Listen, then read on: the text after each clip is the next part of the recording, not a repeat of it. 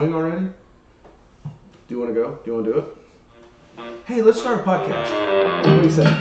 Let's do it. Let's see if we can go to 39 episodes. What? Overbite?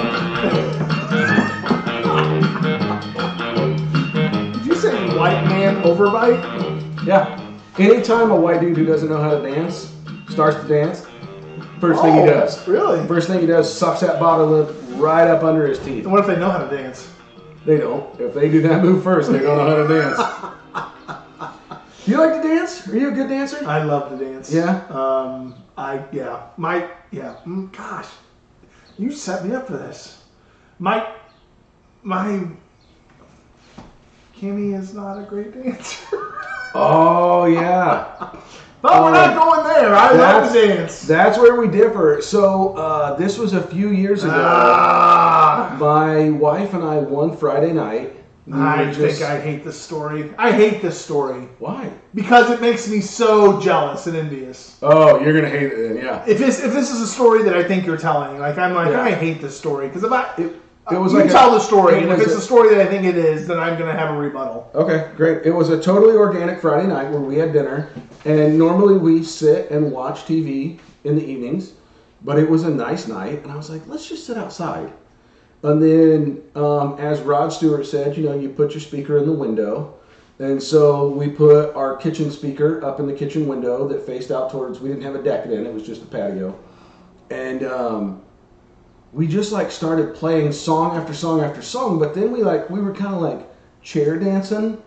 And then we just moved the table out and we straight up had a dance party. And a neighbor of ours had a bonfire. And so people were walking back home and they're just the Fords are just straight up having a 2-person dance party on their back porch. And we danced until 11 o'clock that night. We spent about 2.5 hours just straight up dancing on the back porch. And we've done it a few times since where it's just you have a dance party? Yeah. And she makes fun of me because I'm not a very good dancer. And she's a super good dancer. And I'm not a good dancer. And but I give it the old college try. And she makes fun of me, and we laugh at me, and it's a good mix. I love dancing with my wife. Okay. We did swing dancing in college.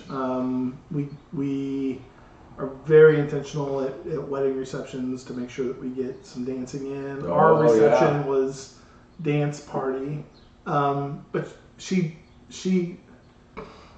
moves like a white person when she dances. It's not fluid. Is your wife white? She is. Okay, just checking out the map. Yeah, it's. I blame her parents for that. Are they white? Yeah, they are. So freaking genetics. The worst. It's the freaking genetics. But I grew up dancing, stage dancing, learning. That's right. Patrick's a thespian. I'm a thespian. I'm trained in stage combat. I can throw a fake punch like none other. Oh, hit me. No. Oh, watch out! Wow. Catch the video for that on YouTube or Spotify video. Ooh, yeah. Yeah, that's gonna hurt. You're not. Sounds like somebody's about to get sued. So she she doesn't follow well. She just turns into a limp noodle, and it's no, I need some rigidity to interact with you. So the story you told the story that I didn't think the story that I thought you were gonna tell. I remember the time you told me this, and I was I would love to do that. The story that I thought you were going to tell was a trip that you took, and you guys, I think you got to your hotel, you got to your destination. I think you guys went out and had dinner and drinks, and then you came back to the hotel room and you danced. Oh yeah, in the hotel room. And, and I was if I were to do that with my wife, she'd be like, "What are you doing? Oh yeah, this is weird. Why are you doing this? Why are we dancing?" And I'd be like, "Because it's." Yeah. Beautiful and intimate, and she'd be like, "That's so weird. That's so weird." And so I can't, Yeah. I remember you told me that story, and I was I hate you. Yeah. I hate you. I hate that's your marriage. It is. It really is. So shut up. I'm done. We're done. So episode 39, we're done. All right. 5 minutes in. Tell a friend. Please leave us a review. So, I actually have. We haven't gotten to that. Oh, do you want to, Eddie? Do you want to help us out, Eddie? Only if you come back to the story. I will. Put a pin in it. Yeah. No, I'll come back right after. All right, we're coming back right after we talk about the Midas Swizzle. No. What? Midas Swizzle. I don't know how to work. I got hit by Exactly. Alexis. Time to get a drink. Sorry I cut you off, Eddie. It's fine. Any little drink. You are sour today, aren't you? It's fine. Don't worry. Will do. Drink it really goes down easy before the evening ends. Today we're having a Midas Swizzle. Thank you, Eddie. Sriracha.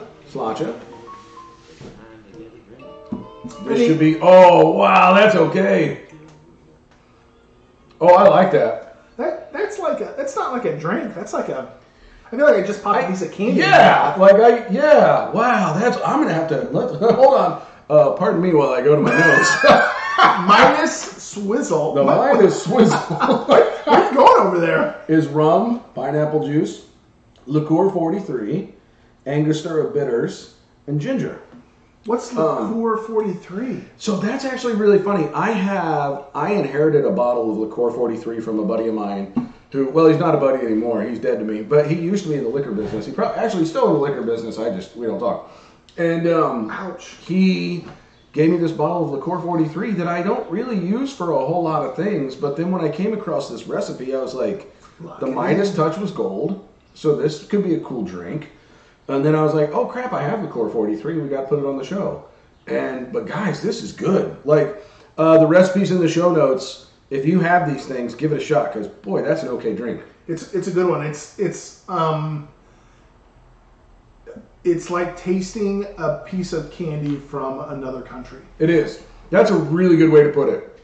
Yeah, that's a very good because it's like this is not a native taste, but it's a good taste. Yeah, no, that'll do it. Oh, so back to your story. So there's this website that I like, and it's a guy who's like science dorky. So like, don't necessarily go to it, but it's called xkcd.com. XKC.com. XKCD. So XKCD.com. X-ray Kilo Charlie Delta.com. Okay, and that stands for. You have to go find out. So, but he does these like little comics and they're stick figures and stuff. But there's the perfect little comic that encapsulates my marriage. And it's 4 frames. And the first frame is a stick figure guy knocks on a stick figure woman's door. The second frame is the stick figure woman opens her door and is filled with like pit balls. Like the little like ball pit balls. Okay. And he's like, why is your apartment filled with balls? And the fourth frame is, because we're the grown-ups and we make the rules now. And it's like a heart over his head jumping into the ball pit. And that is really kind of how my marriage works. Like, we both recently had a day off together that was a work day, that was a holiday. And we were like, what do you want to do today? And she's like, we were both sick at the time. And she's like, my throat really hurts. And so, like, I was thinking either, like, at some point today, I either want to eat, like, soup or ice cream. And I go, let's go have ice cream for lunch.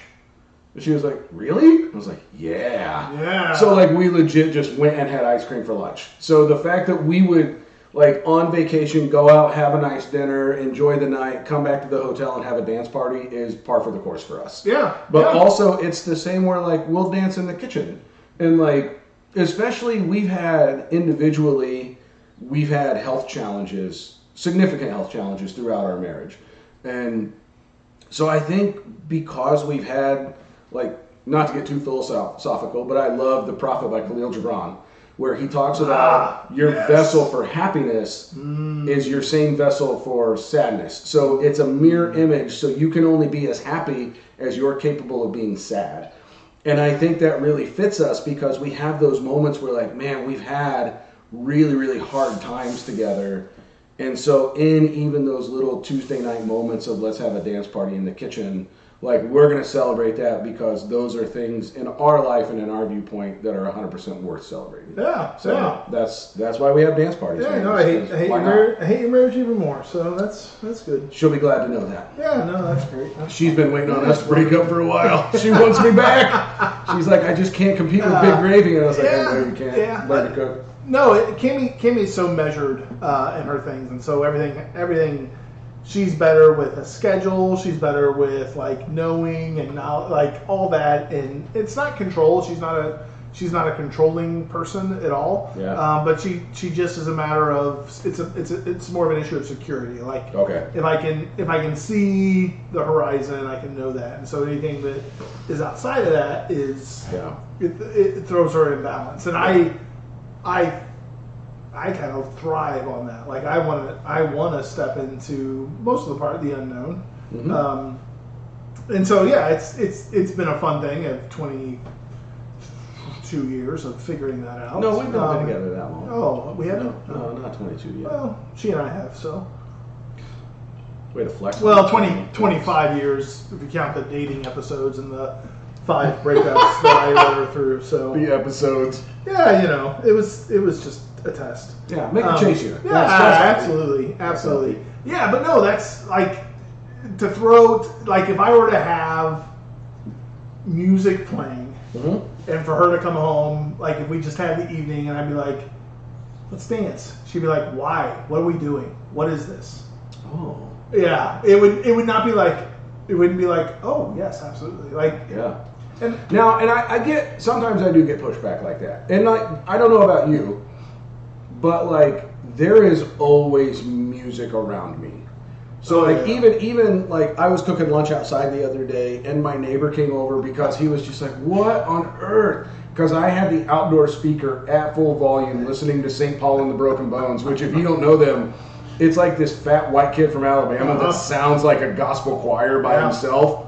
And it's like, he was like, yeah, dude, I was in my garage and I just heard like screaming over here and you're just dancing out back on your grill. And I was like, yeah, sorry, man. Welcome to Wednesday. It's my bad. We have our Alexa. We have an Alexa outside on our outdoor sound system, which sounds, when I say that out loud, sounds very douchey. I completely disagree because I have speakers outside and inside. So a neighbor threw away his computer surround sound. It had a subwoofer and 2 outpost speakers, and it was in his trash can to be thrown away. And I was like, what? Well, that's weird. So I pulled it out of the trash can, and everything worked. And we had an extra Alexa Dot, and I'm like, well, if I put that outside in the garage and hook those speakers up to it, like now I've got my outdoor surround sound, like outdoor music, ambiance, right? So when we're sitting outside, we can listen to music. And so I hooked all that up, and then I created networks because we use Alexa. It's in our kitchen, it's in our office, it's in the sexy light in the bedroom. It's in each of the bedrooms. And there are lights connected to it. I've heard those stories. Well, Mazel tov. And so you can say, Alexa, play this everywhere, and it'll play everywhere. And so we leave the one in the outdoor one, it's always on, and it's always at a volume of about 6 or 7 out of 10. Yeah. So that anytime I'm outside working or enjoying the evening, I'll throw that on. Well, my kids one night, this is about probably a year ago, my kids one night were like, Alexa, play fart sounds everywhere. Right? So we do these everywhere.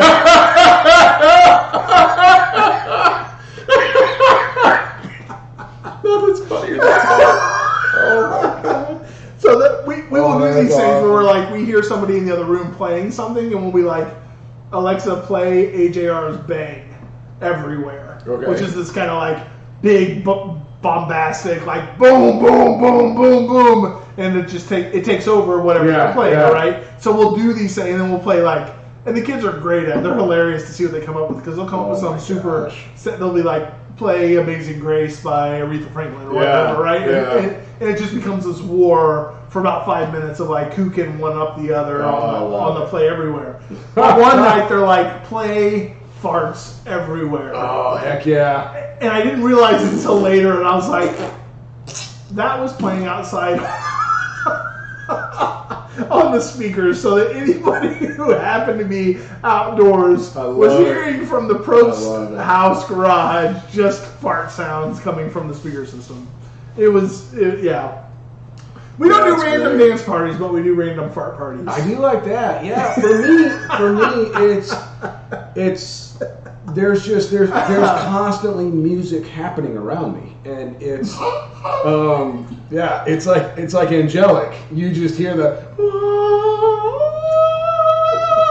everywhere I go.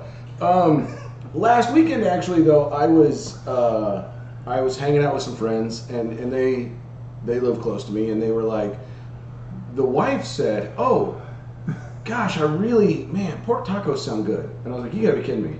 She was like, "What?" I was like, "That's what I was gonna make for lunch today." So I just went to my house, grabbed everything, went back to their house, and made their family and me pork tacos.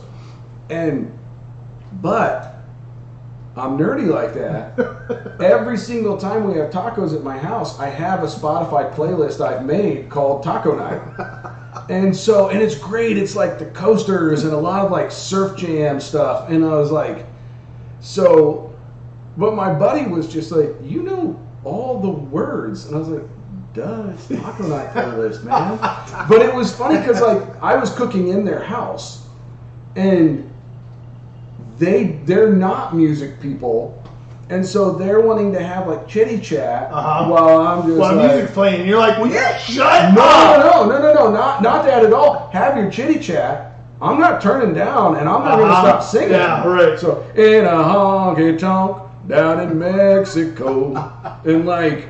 They're like, wow, he's just legit standing at our stove cooking pork, singing, dancing, and we're just awkwardly sitting here watching him. So we have. And then I put my shirt back on. Oh, that was good. We have a Pandora station, and I like Spotify. Like, there's all these music platforms. I love Pandora because you can throw in whoever, and then it's going to fill the playlist with similar artists, genre that they would say or whatever, fit that algorithm, whatever. Yeah.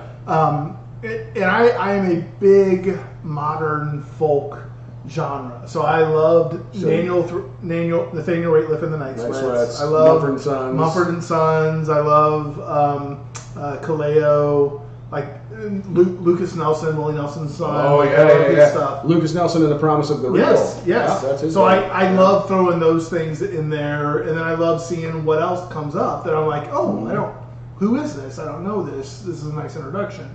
So we were home, I don't know, a few weeks ago, and like Cammie comes home and she's like, play, and she played one of my stations. Okay. And I was in the living room, she was in the kitchen, and I heard her say like, hey, play this, and I thought, oh, she likes listening to it. Like, I was like, she likes the music, and I was like, in my head I said, oh, I should say, Cammie, I really appreciate when you like play the stations and the music that I know that I like. And I know she likes we like a lot of the same music. Yeah. But when she goes after it, I'm like, that really gives me some, like, I really like that. Yeah. And like, I was thinking that, I'm like, I should say that. And just as I was getting ready to say it, she says, Alexa, play whatever. And she used to say it, I was like, Alexa, play Murder Ballads.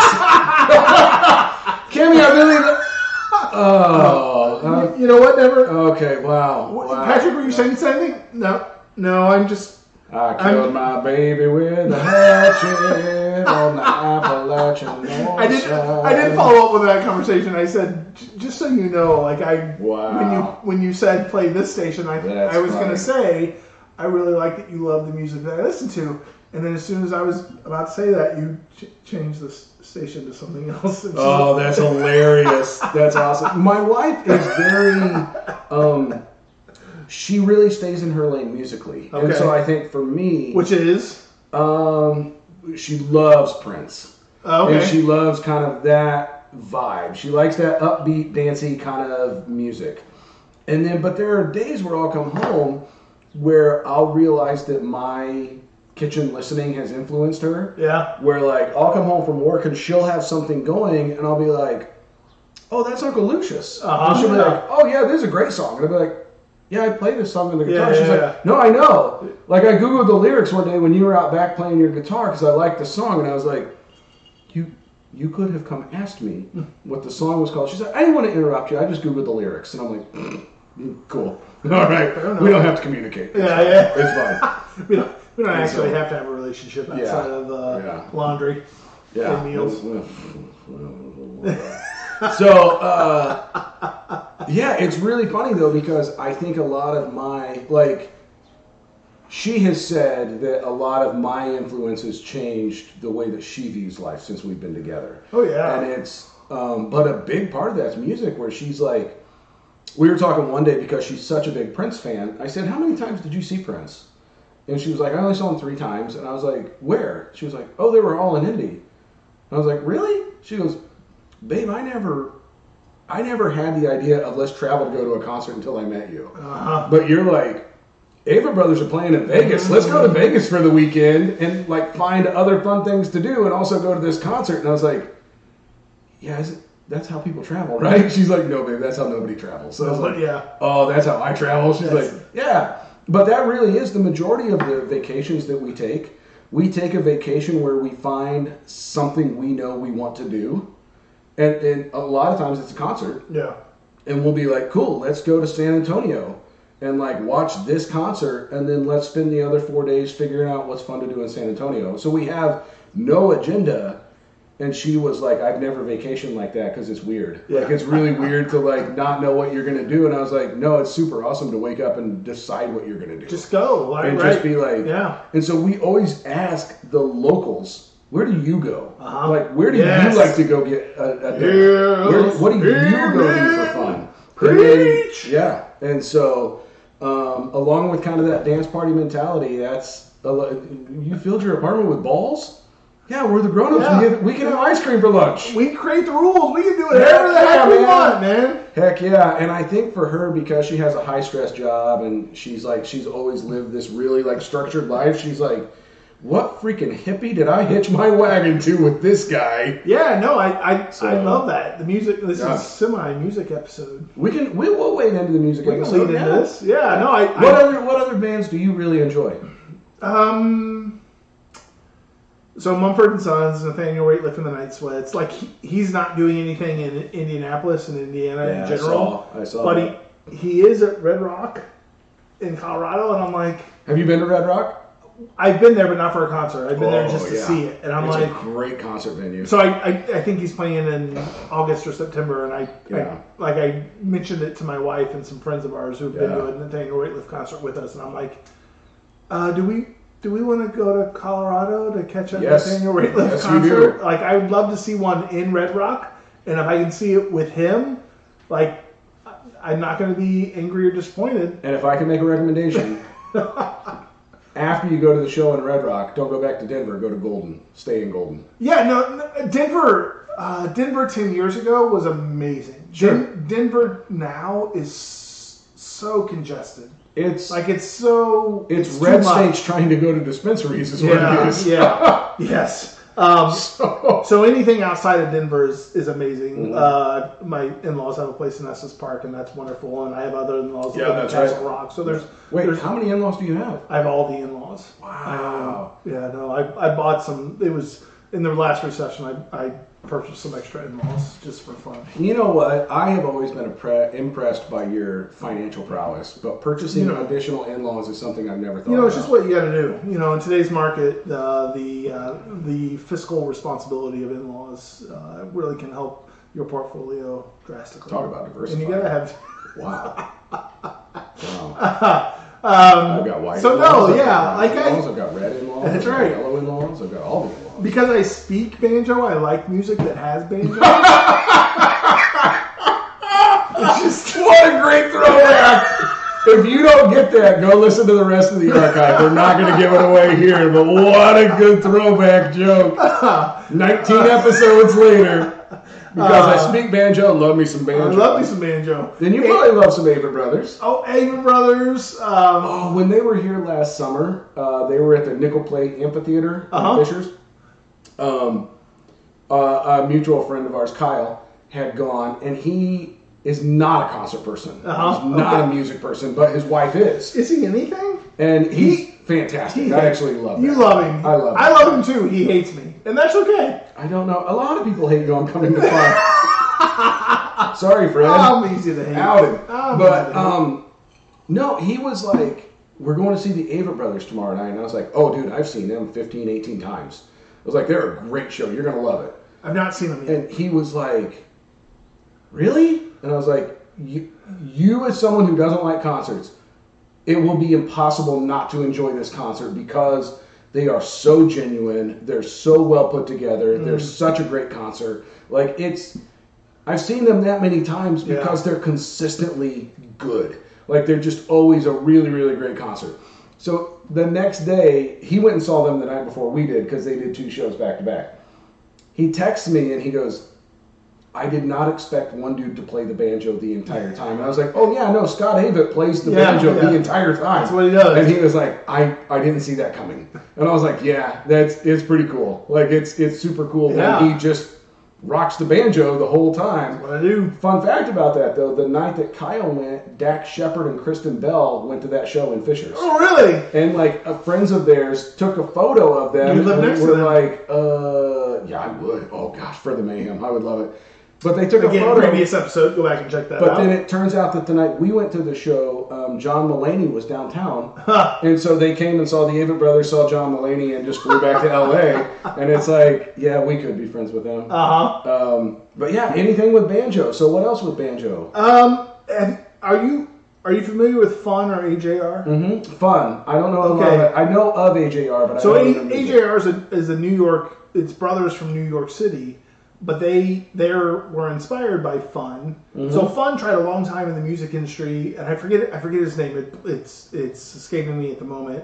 A couple cocktails in. We batch. But he before he got famous, like he tried a number of times of kind of making it, and he kind of had this eccentric model of music, and the music industry was like, Nobody. We already have this. Nobody wants this. Like there's no market for this. Yeah. And then when he paired up under the name of Fun, like he went crazy, right? Some Nights is this big one. Some Nights Stay Up. Like I love that song. Yeah. And AJR got their inspiration from him of like, no, this is kind of this whole different style of music, and AJR took. It's like fun rock. Right. They took that, and I would compare them also. I'd put OK Go in there. Yeah. I love them. OK Go. I would not say are musicians, but are artists. And because their videos, medium they use, right? So their videos were so incredible. Every video is so this kind of crazy whatever. If you've not seen the OK Go treadmill video, go look them on YouTube. It's incredible.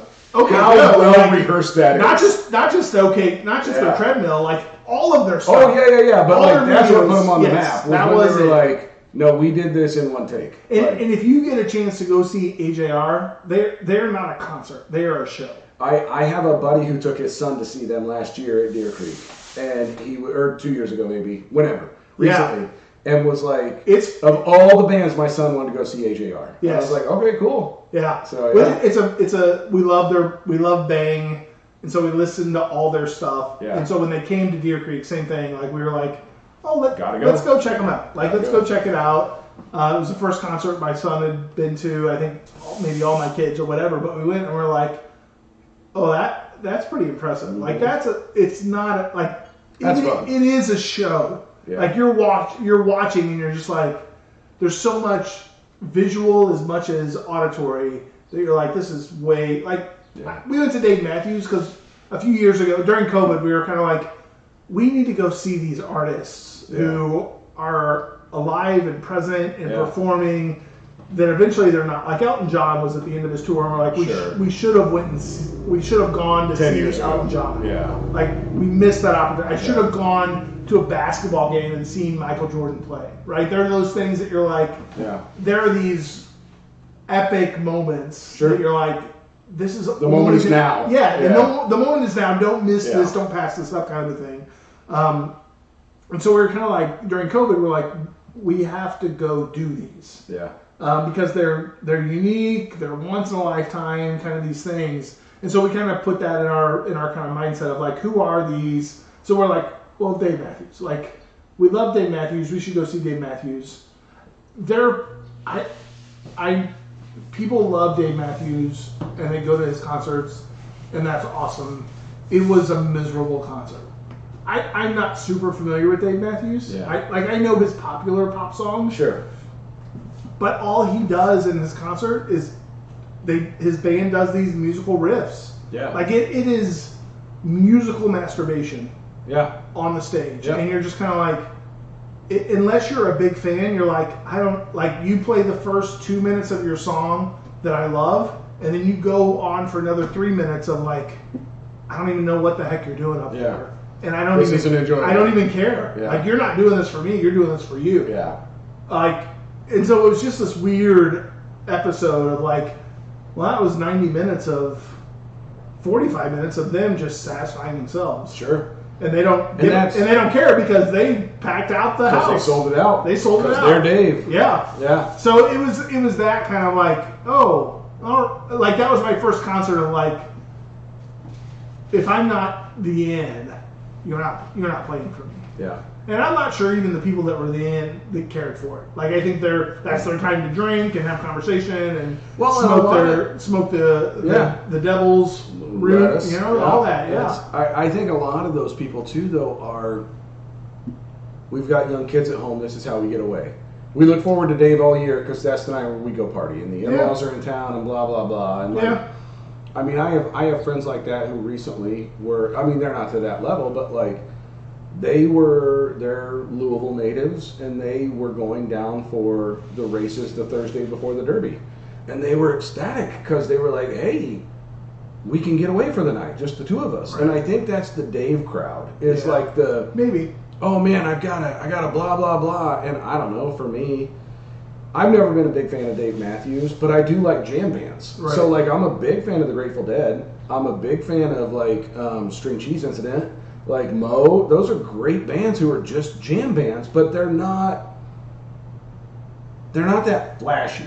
They're not that like big flashy. They're more just like, we're gonna mellow ease into this, and it's like you can just hang out. So like getting a little obscure, but you're welcome, Mike, because this is really just a podcast for Mike at this point. Hi, Mike. Like Dark Star Orchestra is the only cover band who's a Grateful Dead cover band endorsed by the Grateful Dead. And what Dark Star Orchestra does is they spend all summer mastering one concert of the Grateful Dead, note for note. So when you go to a Dark Star Orchestra concert in the winter, they're playing an exact replica of a Grateful Dead concert that was just one concert. And so then like the crowd buzzes because they're like, oh my gosh, what concert was this? And like all the super Dead heads know all the concerts and they're trying to figure out the set list and everything. And so they're going through it. But it's every single time I've seen Dark Star Orchestra, you know what I do? I sit in the back against the wall and listen. Because I'm like, I don't need to be up front. It's not Phil Lesh and Jerry Garcia and Bobby Weir and Mickey. Right. It's like, no, I'm here for just their music because they are so good. It's really like listening to a live Grateful Dead album. Yeah. And so those kinds of bands, I think, are so unique and so great when they capture it. But for me, I understand the commercial draw of Dave Matthews, but for me, they've never captured that. They're a bar band from Georgia who, like, literally was just a college bar band from Georgia who made it big. And that's fantastic. So many others did too. But Dave has just never been for me. Yeah, I think what I always have found intriguing about Dave is, he's from South Africa, and so he always had this kind of spiritual curiosity of kind of how life works and what that means. And I'm not, when I say spiritual, and I'm not saying Christian alignment. I'm just saying like there is something beyond what there's a deeper something that he's there's an ethereal that I'm leaning into in this. Yeah, that's a good word for it. Yeah. And I think there was this mystery to life that he was willing to kind of experience and avoid from the moralistic good or bad that often fundamentalist Christianity kind of paints itself into in the corner. So like I think he carried some of those tones, which is why I was curious. I grew curious of him in the 90s, in the late 90s and early 2000s. Of just like, okay, he is saying some things, but I'm not sure I necessarily resonate with what he's saying. Yeah. And I don't like. I love to people watch. Like I love to just observe people. Yeah. And concerts are great for observing that. Heck and so like to go to a concert and just be like, I just want to watch and see how people interact with music, with this space, with what they're doing, and see how they let themselves go or how they don't let themselves go. Have you been to a country concert? My last country concert was my first country concert, and it was Garth Brooks in 1997. Okay. Holly Gillum got free tickets. Thank you, Holly, for inviting me. Hi, Holly. Hey, Holly. And she asked me, and I bet that was a good concert. It was a phenomenal. Like, I've heard he's fantastic. Talk about an entertainer. Like it was, and he was playing. He played on a night where the Cardinals had a playoff game, and so he showed up on stage with this Cardinals jersey, and so it was in St. Louis. Like the place just went berserko. Heck yeah! They lost the game, but the show did not disappoint. Like he went full on. Awesome. Yeah, full tilt. Yeah. I went and saw Chris Stapleton a year and a half ago or so. I would go see Chris, and it was a great show. He's interesting, but because he's like, I'm gonna let you finish your story. No, please go. So I would say Chris Stapleton is similar to Dave Matthews, but in a different way. Dave Matthews and Chris Stapleton don't play to the audience; they play to their artistic ability. Sure. And Dave Matthews plays to theirs in the way of musicality, and I think Chris Stapleton plays to his in the way of like, this is just another song that I wrote. Yeah, and here's what I do. And I'm not giving you a narrative, and I'm not going to interact with the crowd, and I don't care if you like that or don't like that. I'm not here to I'm not an entertainer. I'm a musician. Yeah, and so you're not far off for sure. That's how I like when I saw both of them play. Like I'm like, oh, that Chris Stapleton is just like, I'm just going to play my song, and then I'm going to play the next song because. And I'm going to thank the crowd and like yeah. And he was, when I saw Chris Stapleton, it really impressed me that he opened the concert with a song called Whiskey and You, which is really, it's a solo song. And so it really was just him, his guitar, and a spotlight. Yeah. And like, so you have this energy of the crowd that's super high up, and then it's just like all the way down. Yeah. And I mean, it was which I love. Though. Like, expectations here. Yeah. Let me we'll build back up to that. We'll build back up to that. Yeah, that's okay. We'll get there. That's easy. And but let me just start with where I'm at. The way he started that concert, man, I was enamored because I play that song. Okay. And I was like, oh yeah, he's way better. So I was like, man, that's what I'm trying to do when I play that song, but boy, I can't do it. He's incredible. He's absolutely incredible. But I asked about the country concert because I've never seen so many girl fights in my life. Like, it really was Karens talking crap to Karens, and then Karens punching Karens, and all their husbands just being like, all right. Yeah, just let them fight Girl it out. fight. Cat fight. Let them wear it out. It's fine. I'll hear about this for the next 6 months. Yeah. And like, so we just kind of kept pinging and ponging around the common space because we were like, yeah, these people suck, man. But it was like every time we moved, there was another girl fight, and we're like, ugh. When it comes to country music, like I'm 90s country music and prior. Like that was when country music was country music. Like today, it's rock. Like it is synthesized stuff in it. Yeah. And what I consider country music is kind of the analog. Yeah. I know it's plugged in and I know it's amplified, but like, give me the steel guitar, give me the banjo, give me the violin. Like, if you're gonna, what's the song? You're gonna play in Texas. Better have a fiddle in the band. Alabama, right? Yeah, Alabama. It's kind of that. Like, if you're gonna play country, you gotta have a slide guitar, you gotta have a banjo, you gotta have a fiddle. You gotta have an acoustic guitar, and it's okay to have a bass. I'm gonna be honest, I did not think we would get an Alabama reference on this tonight. Come on. Yeah. I came across a thing where it was like 7 best, what was it, dirty rock bands or something like that, or like southern rock bands, and Alabama made the list. Alabama. And I was like, wow, I never would have, I just always thinking them as country. And one who I would say touches the edge of that, but isn't in that, is the Eagles. Seven Bridges Road. Right? Oh, yeah. I thought for years Seven Bridges Road was an Alabama song. No. And then I'm like, oh, that's the stinking Eagles. That's the Eagles. Doggone it, man. Yeah. They pushed up against that country just enough, but stayed in that classic rock space. They did. And a weird quick plug here, because we're not anywhere near Christmas. But I will tell you right now, the Alabama Christmas album is fantastic. I love Alabama.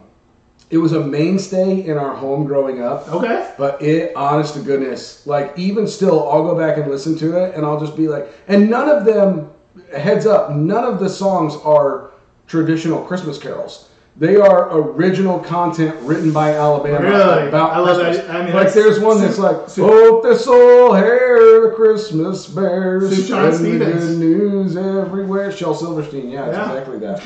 Yeah, it's exactly that. Oh, Shel showing up again. She'll never die. What's the next concert you're going to? Do you have one lined up? I have a couple lined up this summer. The one I'm most excited about is Cake. I'm going to see Cake in September. So really, yeah. Where at? So the what was the White River Lawn? Oh yeah. It's something now. Yeah. But yeah, I'm going to see Cake September 17th, and I've seen Cake a couple times. And if you guys have never seen Cake, they're great. If you like Cake, go see Cake. Keep talking about Cake. He's gone. Keep talking about Cake. He's out of here. It's my show now. Heck yeah! I got the hot buttons. What do the hotkeys do? If you guys have, this is the first time we've ever had a solo podcast. I like it. If you've never seen Cake, it's super cool because they're weird percussionists. So if you know Cake's music, you know all the weird noises that come and go from Cake. That guy is front and center. And so they do the entire thing just front and center of him, and the rest of the band is in the periphery. So, but while I have the podcast all to myself, this is power I thought I'd never have. We can talk more about music. What we'd love to hear, though, is what are some of your music loves? Give us your first concert. That's a good one. That's always a great conversation. Who was the first concert you ever went and saw? That's a good one. What was the best concert you ever went and saw? And then, hey, Patrick's back. Crap. Okay. Guys, he's back. Let's not talk about him anymore. That's okay. Keep talking. During COVID, I chased down this wormhole of what's the greatest debut album of all time. And then I recently had a colleague combat that with what's the greatest guitar riff of all time. So think about those, pray about those, get back to us. Pray about them especially. Yeah, pray about them. First concert, Garth Brooks. Best concert, that's tough. Mumford & Sons does a mean concert. AJR was really, really good. Yeah. I just get lost in the thing where he lived in the nights. Although his lyrics are messed. Like if you pull up his lyrics on his song, you're like, I don't even know what you're saying. And part of that's because he's from Missouri, so you're just like, bro's just up there speaking banjo. Dude, it's just banjo talk. Yeah. It's freaking banjo talk. And you're like, your words don't even make sense. Yeah. Like, what does this even mean? Yeah. Like, that's him. And you're like, well, that's just Patrick on the podcast. Oh, I learned a couple weeks ago I co-host that podcast. I don't just do it. I'm not just a guest. I thought I was a guest host this whole time. My first concert was Oasis opened for Bush. Okay. Yeah. And that was April of '95. Yeah. That was a great, great concert.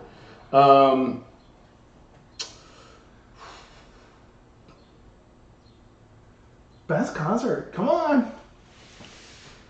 I think because of like the connection, to get a little sentimental here, my pop turned me on to Jackson Browne. Okay. And I didn't know who Jackson Browne was, and I still to this day love Jackson Browne. Very popular. And if you guys don't know who Jackson Browne is, look him up. You're going to know a lot of his songs. But he's also been a great songwriter. Like the song "Take It Easy" by the Eagles, Jackson Browne wrote. So he was like kind of a low key, I don't want this song, but it's good for your band kind of a guy in the 60s and 70s.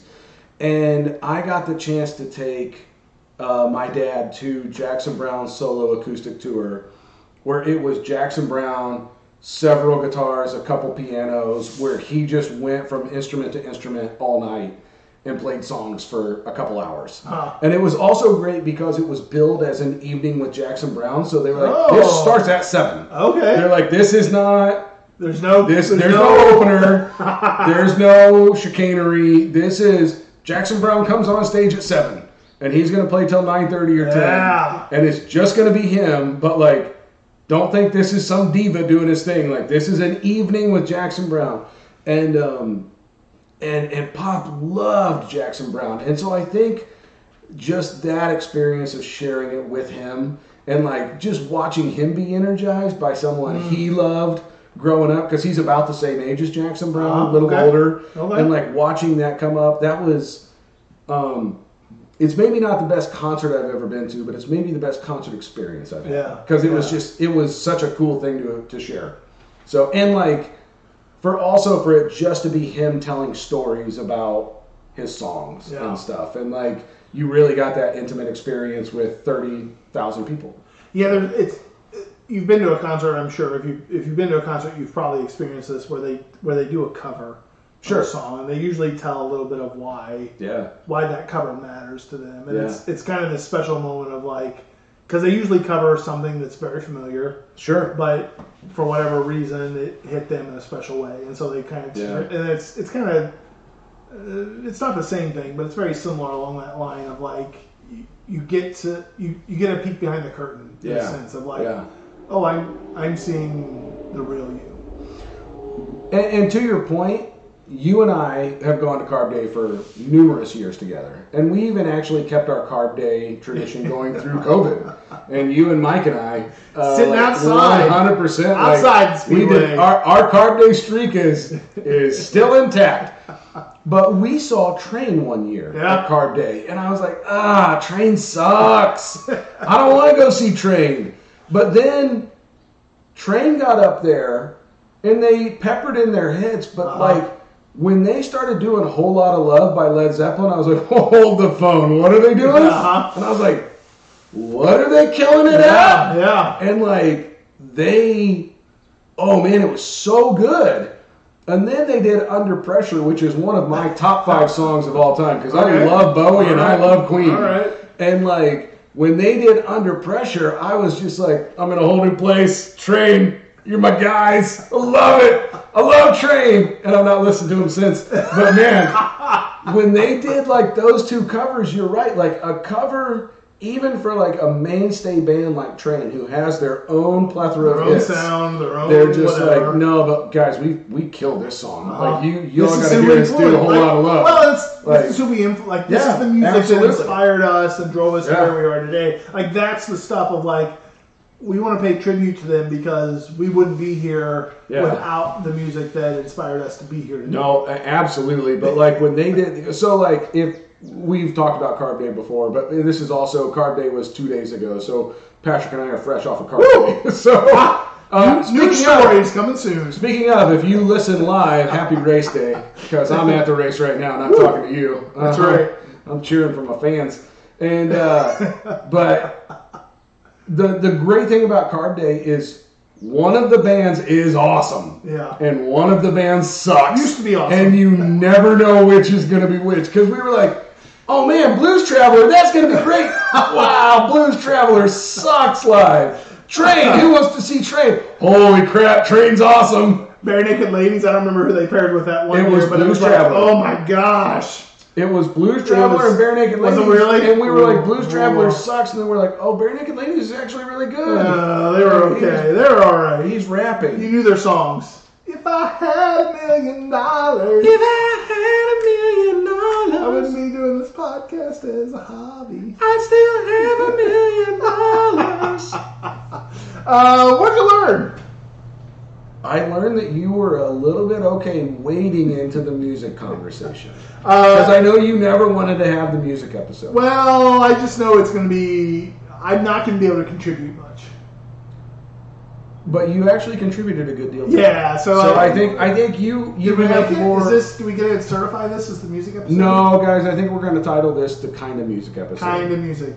Because, like, we'll get into the full music episode, but, like, I was thinking about that today, too, where I was like, today can't be the music episode because I legit listened to Rastafarian and like, Bob Marley radio the whole way up here. And I was like, got my brain right for recording today. Okay, let's go. Well, that's whatever it needs to take. Yeah. But I came in today thinking also, like, well, today may be the music episode. I might give Ben a softball pitch. So honestly, if you were like, Ben, you have 45 minutes to talk about nothing but music, You're gonna have to give me 2 episodes. All right, we'll come back to it. So this is kind of the music episode. I am an audiophile. We kind of got there. We kind of waded into it. Put our toe in the water. More to come in 39 more episodes. That'd be funny. Every 39th episode is the music episode. So, hey gang, stay tuned for episode 78. Keep you wanting more. That's how my marriage works. Okay. Yeah, hi, Cammy. We offended Dave Matthews. We offended maybe Chris Stapleton. Probably not. I don't think he gets offended. I don't think he gives a crap. No, well, we offended like the music. The producers. Not the producers. They are making all the money. They don't care. Yeah, they're Scrooge McDuck sitting in all the buckets of money. Swimming in the gold coin. Swimming in the money. No, we offended anybody who's a fan of going to Dave Matthews concerts. All right.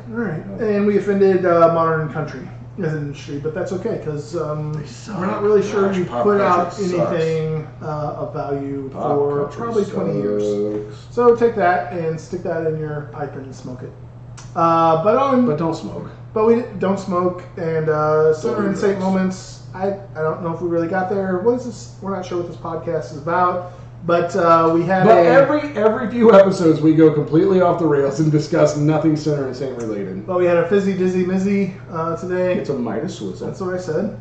And the spirit sending you out is find the music of your soul and let it move you in the best and the worst moments of your life. And stay tuned for this music. Rock your bones. Enjoy Mr. Music. The music of Ghost. He's gonna put it everywhere. Mr. Music goes to town by the John Buzon Trio. Darn right. Hey guys, thanks so much for joining us. Come back next week for episode 40 where we do the old switcheroo. And Ben Patrick brings the cocktail, and I have to say something nice at the end that involves 0 cuss words or offends 0 alligators or children. Thanks for 39. We'll see you in the 40. Bye-bye.